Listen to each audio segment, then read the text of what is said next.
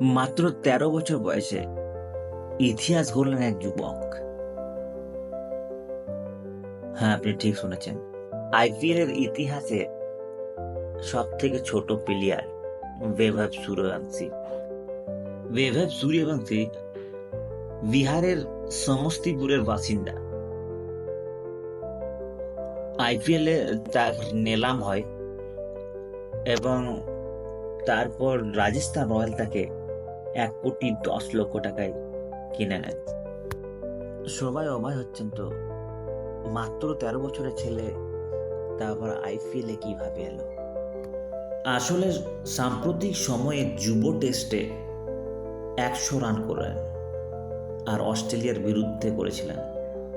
তারপর থেকেই IPL team স্পন্সররা তার উপর নজর পড়েছিল।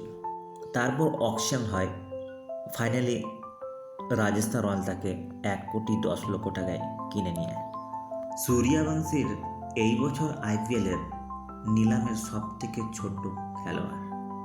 আপনি আবারও অবাক হবেন, মাত্র ১ সপ্তাহ ছিল যখন ভারত ২০১১ সালে বিশ্বকাপ জিতেছিল।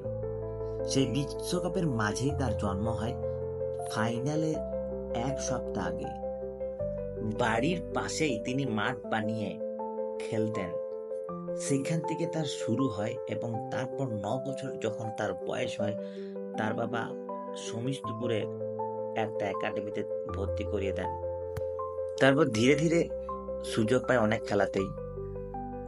বিহারের মাখান ট্রফিতে খেললো, ৫টা ম্যাচে প্রায় ৪০০ রান করে ফেললেন তিনি এবং তারপর থেকেই বিশেষ আলোচনা শুরু হয়ে গেল।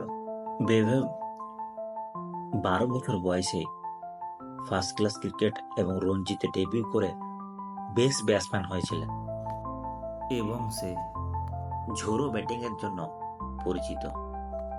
সে ঘরোয়া ক্রিকেটের ধারাবাহিকতা ব্যাট হাতে দারুণ পারফরমেন্স করেছিল আর এই কারণে তার নির্বাচন হলো বিহার দলে।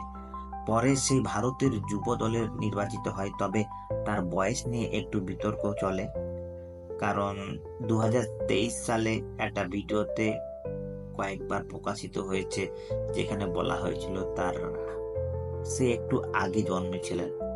কিন্তু ব্যাপারটা ঠিক আছে, বয়স ১-২ বছর কম বেশি হতে পারে।